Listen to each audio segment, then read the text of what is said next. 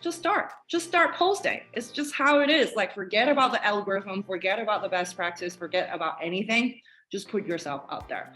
And if you really cannot do that, you can change it up of not posting, start engaging. If you really think like, oh my gosh, filming myself is tough, face to camera designing is tough, writing is tough, I just don't know how to start engaging with people within your industry. And the more you consume, the more that you feel more confidence to show up online for your brand, for your business. So you're on LinkedIn, you have a huge network on there, or maybe you're in the process of growing your connections. The question then becomes, how do you turn those connections into clients, into revenue?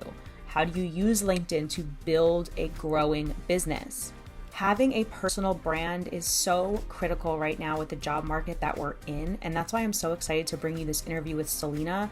She is a former LinkedIn employee, so who better to tell us how to use this platform than her? She's going to share with us how to create content and really master social selling without paid ads. We talk about how to create a content strategy, what you should be posting on LinkedIn, and how to nurture high quality connections and turn them into paying clients. And if you're watching this in real time, make sure you click the link below to her free masterclass on how to use LinkedIn for business. You are not going to want to miss that because Salina really is a pro. I'm so excited to have you here. Me and Salina go way back. We enrolled in a program together to learn how to build online courses and digital products. And we gravitated toward one another because we both teach LinkedIn. We have separate audiences. I speak to freelancers, specifically freelance writers, and Salina speaks, I'm assuming, more to entrepreneurs and people who want to build personal brands on LinkedIn. But out of everybody in the course that we enrolled in, we were like the LinkedIn people. So we gravitated toward one another. And I'm just so excited to have you on this episode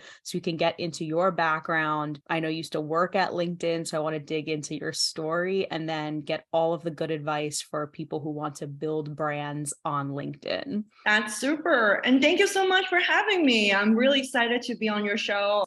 Like, watch your YouTube video, and obviously like we connected through the courses and all your awesome content. I'm really excited to speak and hopefully provide value to your audience. Yeah, for sure. Tell me a little bit about your background and how you got to this point of doing what you do.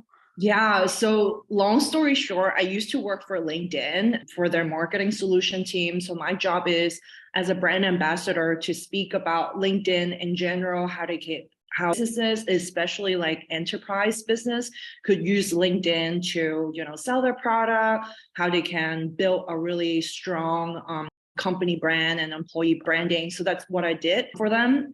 COVID hit, and me and my family is actually not living in the same continent, and it was really difficult for me to basically fly in and out to see them, and it's not it's not even possible. So I decided to quit my corporate job, which is absolutely crazy. My parents are thinking I'm totally like went crazy because of COVID, which I tend to agree. And I quit my steady job and decided to basically flew over to spend time with my family. And that's how everything started. And I was looking for jobs practically like on LinkedIn.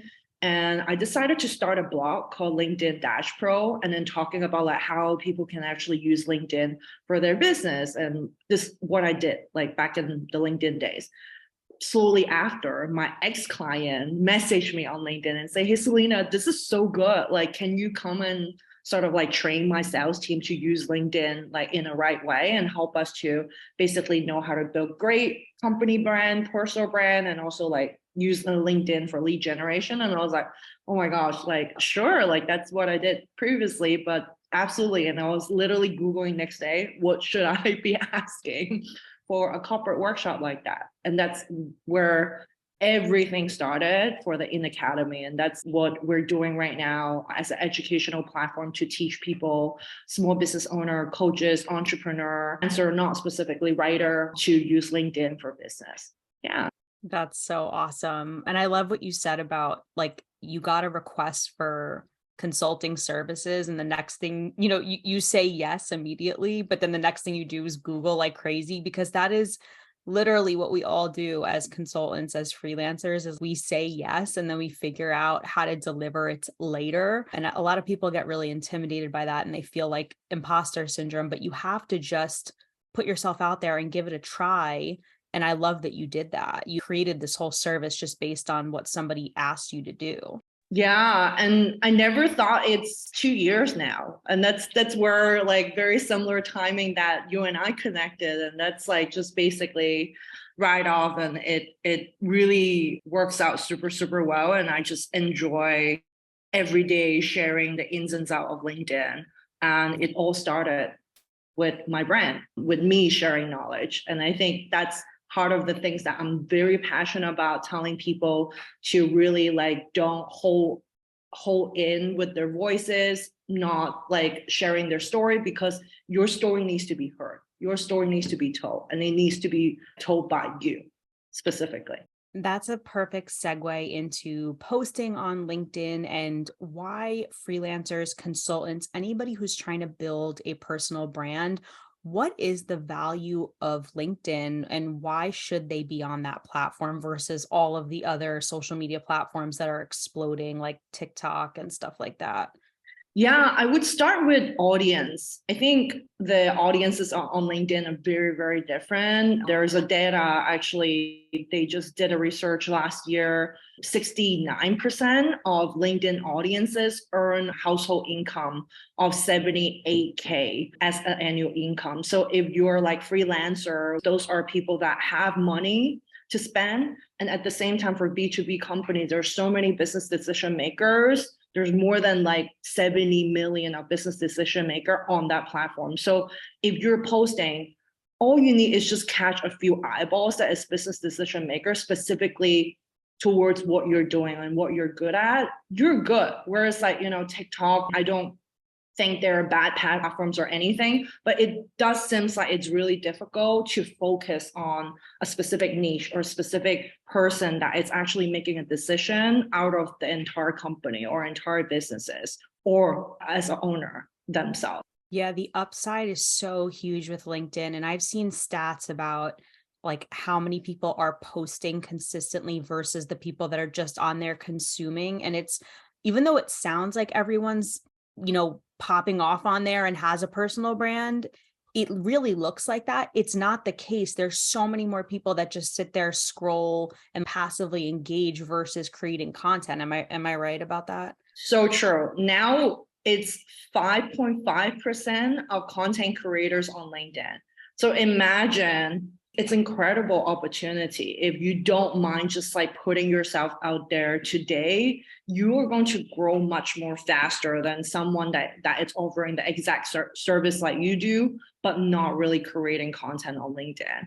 And to your point, right, Christine, like one of the things that I really like about LinkedIn, apart from audiences, apart from like not as many people just willing to put themselves out there and start creating content, but it's also the platform itself, like the community around it. People are really supportive. There's always like conversation involved, and more so it's don't mind talking business with you, right? Like if someone slide into your DM through TikTok or slide into your DM through Instagram, it could be a very sleazy message sometimes, but LinkedIn could be very different because if you position your message well, and at the same time, you know what you're pitching, you know who they are, you know which company they're working, it's much more different than you just slide into someone's DM through another platform. So the mindset of business, mindset of thinking about collaboration, mindset of the community, of the workforce or profession are very, very different over there. Hey Insider, love what you're watching so far? Well, I'm interrupting my own episode to invite you to my free LinkedIn for Business Masterclass over at www.theinacademy.com/masterclass. Behind the scene look at my top 3 proven steps to build a follow-worthy personal brand, create content that opens hearts and wallets, and turn your LinkedIn connection into paid customers. This masterclass is perfect for you if your ideal dream clients are hanging around on LinkedIn and want to make LinkedIn works for you and your business. By the end of this masterclass, you're guaranteed to walk away with strategies that you can implement right away. The best part is, This masterclass is absolutely for free and break down my entire proven framework to sign clients consistently using LinkedIn and LinkedIn only. I don't share it in anywhere else on my free channel. So save your free seat today while sipping your delicious cup of coffee and learn LinkedIn with yours truly, me. I cannot wait to see you there. And now let's get back into the episode. I love that you said that because, and like just to recap, so the people who are on LinkedIn tend to be more high quality, they have higher salaries, you get direct access to decision makers that can give you these opportunities, and then they're on there to talk business. It's a professional networking platform. So most freelance copywriters and freelance content writers and that are listening to this right now are familiar with bidding platforms and job boards. Like there's the Fivers, the Upwork. So it's like, I always say, yes, you can use those platforms, but try to mix in LinkedIn as well if you're going to go that route, because you're going to get higher quality, higher paying clients. And then if it's easier to get clients on Fiverr and Upwork, fine, but at least supplement that with a higher paying, possibly B2B client that you land on LinkedIn. Absolutely. I love that. And LinkedIn also provide the possibility for you to do so with their newly added service page, which is like working like with Fiverr or Upwork, if I'm not mistaken, a few of these like platforms that are specifically helping freelancer, LinkedIn as well. And on top of it, you get to have like your own service page. You can receive new requests. They don't take any percentage out from it, by the way, not like Fiverr or Upwork. You can showcase your client projects. And at the end of it, you can also request for a review from your client. So it's like one page did all the things for you and also help you to rank higher on Google. My question is, why not? Why not have another real estate or another, sort of job ad that is for free that you can post on LinkedIn? Totally. Well, my next question is going to be coming from a personal place because I am one of the LinkedIn lingerers, or like stalkers. Lurkers, not linger. No, I like it. I like it. Linger. I'm a LinkedIn lurker.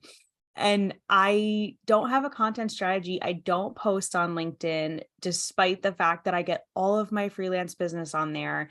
I know it's something I should be doing. It's something I want to do. But to be honest with you, I'm terrified. I think and I'm probably speaking for a lot of people who are listening right now, I think I speak to an audience that's high level and is very smart. Like there are like B2B marketers who, are really high up in these tech organizations. And it's very intimidating for someone like me to come out there and be like, here's information that you should know, because I just feel like, well, who am I to be telling them that, number one? And then I see a lot of other copywriters also on there promoting themselves, doing the content thing.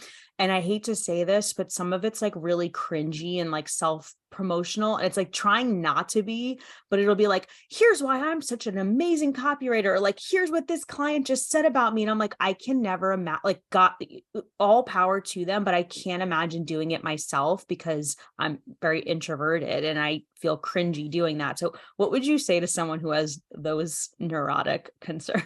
No, I mean, that's totally like everybody have it too, right? Like, and to your point, there's so many people out there are offering the exact same thing like you do, right? Like, how do you cut through the noise? How do you stand out? Plus, on top of it, in imposter syndrome, and how do you express yourself, especially you're an introvert, right? So I would start with saying there's one thing that everybody have that no one could be able to replace is your own origin story. Like how you started all that, like where do you get to where you are right now and who have helped you. These are things that it's like uncopyable. It's like your online personas started. Like these are things that it's very important for you to figure out, and everybody have it, right? And I would start there, because when you understand your why, you understand your story. Every time when you're showing up online, you understand the reason behind it. And when you do show up online,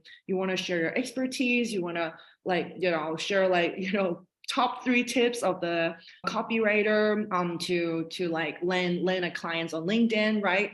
Those will come very naturally because you speak from your own experiences. And those are things that it's different from your competitor, despite you both are targeting, like, let's say B2B marketers that help them with copywriting. But when you coming out from saying, oh, with my experience working with my clients, that's so different, right?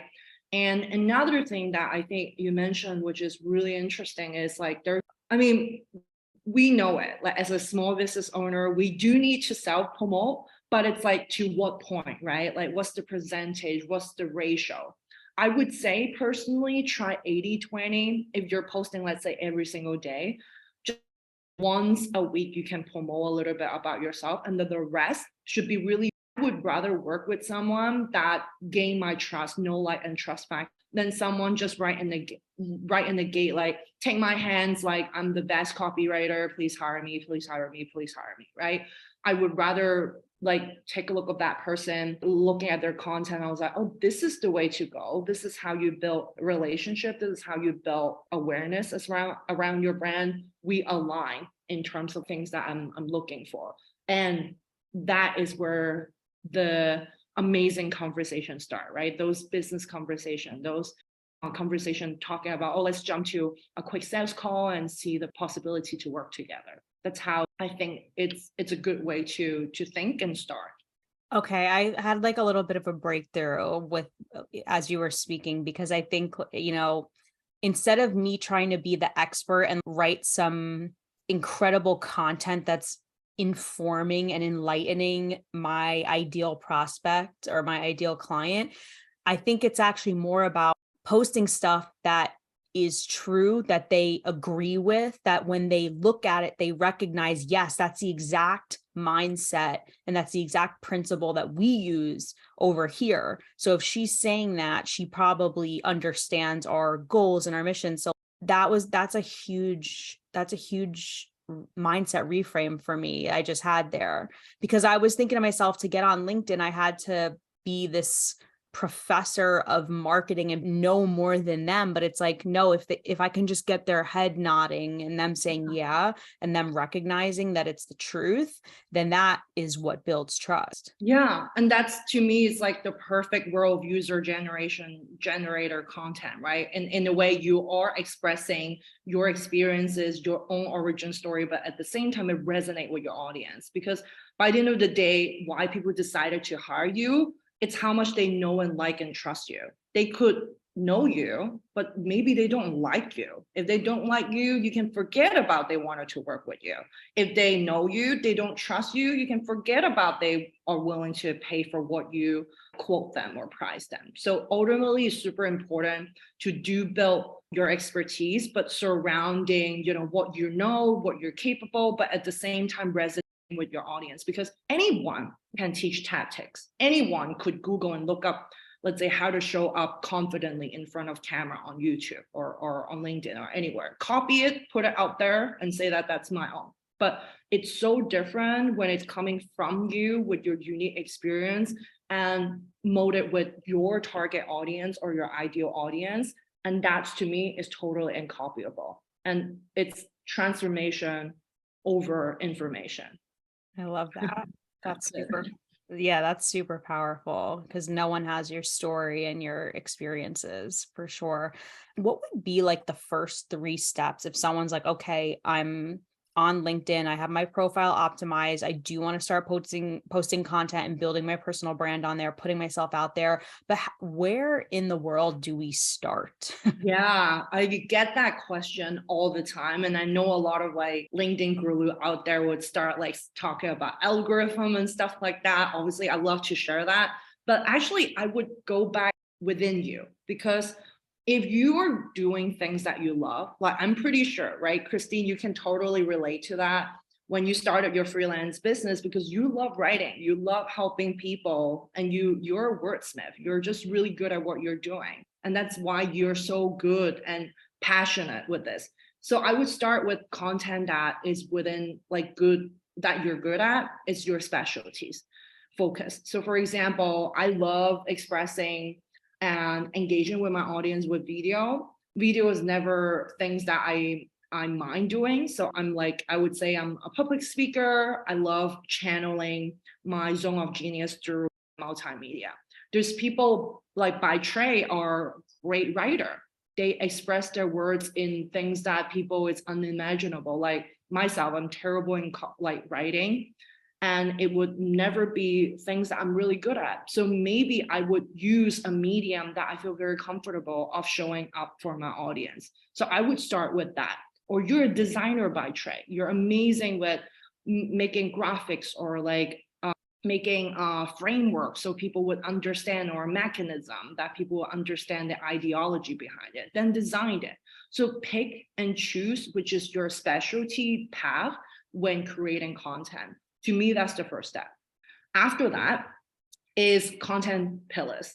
I know that sounds like a really boring topic. A lot of people are like, yeah. Like I want to like for sure talk about content pillars, but that's actually echo back to what we just talked about earlier, like with the self-promoting ratio, right? It needs to be having an element of you, having an element of your business, having an element of lead generation, but all the other things needs to be surrounding with what you believe in. It could be like, okay, freelance copywriter specifically for B2B, that could be one pillar, but the rest of it, that could be around it, right? You could be a copywriter specifically for medical industry, right? You can talk about that specifically. You could be a copywriter that is specifically for SaaS software, and you can specifically talking about that. And when you have that, you'll be really clear in terms of what you are writing on LinkedIn, and at the same time you'll win SEO and ranking within LinkedIn and Google as well. If you're just like, all the time talking about that keyword, and your audience wouldn't get confused if you're talking about, 10,000 of things when things that is not really even related to your niche. So I would start with those two. And then the last, just start posting. It's just how it is. Like, forget about the algorithm, forget about the best practice, forget about anything. Just put yourself out there. And if you really cannot do that, you can change it up of not posting, start engaging. If you really think like, oh my gosh, like really filming myself is tough, face to camera designing is tough, writing is tough, I just don't know how to start engaging with people within your industry. And the more you consume, the more that you feel more confidence to show up online for your brand, for your business. So the mediums in which you can publish on LinkedIn, I guess I tend to think about it just status updates. They're probably not called that. Posting. Yeah. And then all of the engagement, the likes, the comments, and the shares. But is that, when you say content strategy, is that really what it's about? Or is it about like the newsletter function? Is it about the articles that you can publish on LinkedIn? Is it a mix of all of them? Or do you think the best bang for your buck is just posting updates? Yeah, that's a really good question. To me, content strategy is meaning someone have a goal in place and they work towards it, like whether it's from the CTA, right, call to action, that's aligned with your goal, your marketing and sales objective. You're very clear about what you're really good at in terms of the formatting. Content strategy also, like from top bottom, like, okay, now is the season that you want to sell and doing a masterclass. Let's say I have a masterclass next month, that would be what I'm be focusing on, right? That to me is the content strategies. Whereas like for different avenue of formatting, different LinkedIn post format, you can choose. There's actually just 6. There's 6 and 6 only. It's really simple. You have newsletter, which is long form, aka also equals to article, depending on how you want to blast it. You have text post only, which is just text, very similar to status update previously. So text post, that is 3,600 characters for text post. And then you have picture posts. You can do also multi-picture posts. There's carousel posts, which on LinkedIn they call document posts. And you can upload PDF, you can upload Word document, you can upload like several like slide decks, like PowerPoint and stuff like that. There's also, did I mention video? I think so. Yeah, video already. And then the other elements is the live elements. You can do LinkedIn Live. You can also do LinkedIn audio rooms. So that's like how you can interact with your audience, things like that. And that's it. That's the 6. There's nothing too, new that you need to learn from the get-go, right? So I think that is how I see content strategies, not just from purely looking at form. Yeah, and I like that you said that, because that I think is why people, including me, get so confused, because it's like, what do I post? What do I talk about? But you forget that there needs to be an underlying call to action that's driving everything you put out. Like, you need to be driving traffic to something. What is it? Are you trying to get people to subscribe to your newsletter? Are you trying to get people to book a sales call with you? Then your content strategy really should be completely revolved around that. It's like, how many ways can I promote myself and share information and be a thought leader, with the end goal, the subtle end goal of routing that person or that reader to the ultimate goal, which is you need to decide what your goal is. Yeah, absolutely. And I think, like, to your point, that to me is an ecosystem that you're building. And that's a fully integrated, good content strategies, right? Because throughout your profile, it's like someone's doing like their website revamp. You want to be able to capture as much as eyeballs, but at the same time, you want to drive those eyeballs to your product page and ultimately to the checkout. Similarly, on the LinkedIn end, you have your profile, which is your front end, which is your website, your sales page. And you want people to go back to your back end to check out your product or talk to you, slide into your DM, like, let's have a sales conversation. What do you offer? What's your program? Things like that, right? So that needs to be like holistically take a look as your whole digital ozone, what I love to call. Then throughout, like, you can use the feature card to make sure the CTA will also link it back to your primary goal of that specific season of your business, whether it's book a sales call, ask them to apply to work with you, whether it's to even download your service fee, sort of like a rate card or something. Whatever that is, needs to be everything centralized during the period when you're posting. You're not missing any eyeballs, any attention that you so successfully drive on the platform, right? Awesome. Okay. What would be some best practices for posting? Because I think what's interesting is that LinkedIn kind of has an etiquette of its own. There's the formatting of the post, in terms of, I know on your blog, I had read, about the spacing, and I'm doing some, in my freelance business, I'm doing some thought leadership for executives. I'm ghostwriting their LinkedIn posts. So I'm specifically interested in this for my own good as well. Yeah. The formatting is really interesting, of like above the fold and getting them to click to read more. But what are some best practices for posting on LinkedIn? Yeah, absolutely. And one thing I want to share with you, Christian, and I think your audience will love that. LinkedIn audience love to read.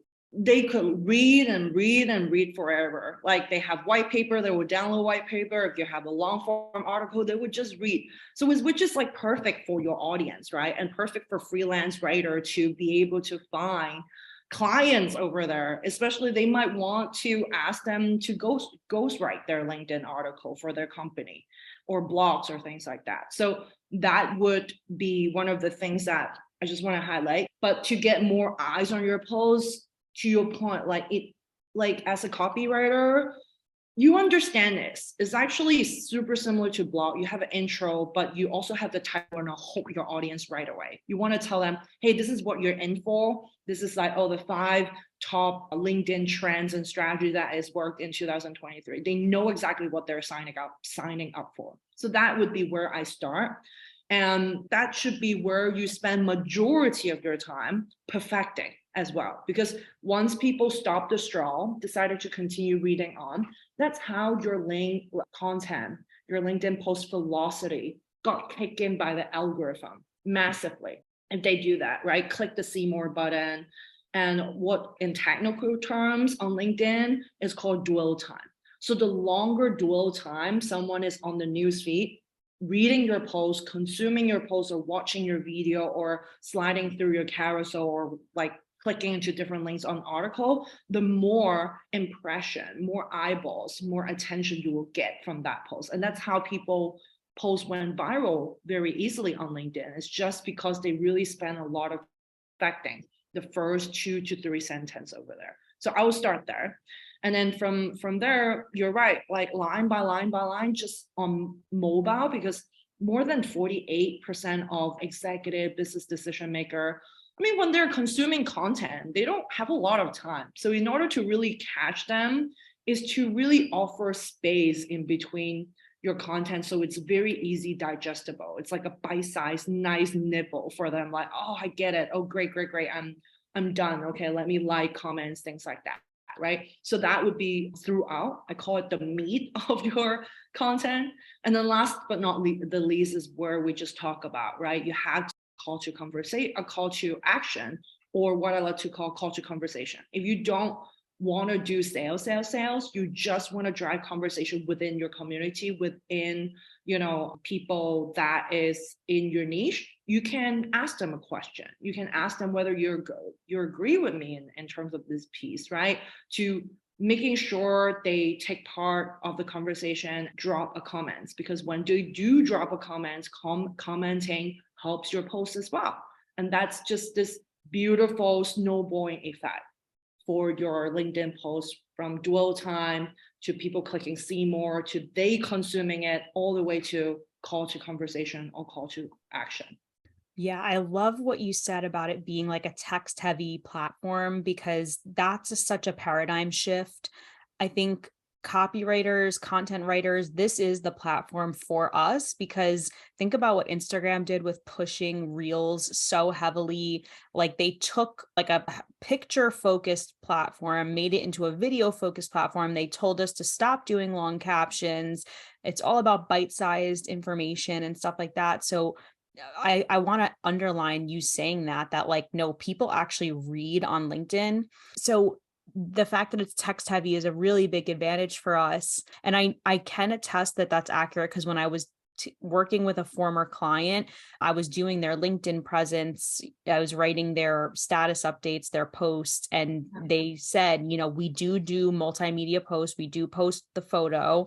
It's always our text posts that perform much, much higher. And that was shocking to me, because I'm like, oh my God, that's so different from other platforms. And the one thing that you will notice on LinkedIn too is the engagement in the comments. Like people have a real dialogue in the comments that is hard to fake. Whereas other platforms, it's like you drop an emoji or like you like something, but people really get themselves out there by engaging in the comment section and having a back and forth dialogue, which is different from other platforms. Yeah, absolutely. I love the point that you mentioned, like two things that actually myself have so much experience when it comes to like text or long form content, article especially, because LinkedIn article have a very long shell time. It's like almost there's like unlimited shell time, right? So it's like medium if that platform, anyone it's writing over there, but LinkedIn just help you with SEO, right? So here and there,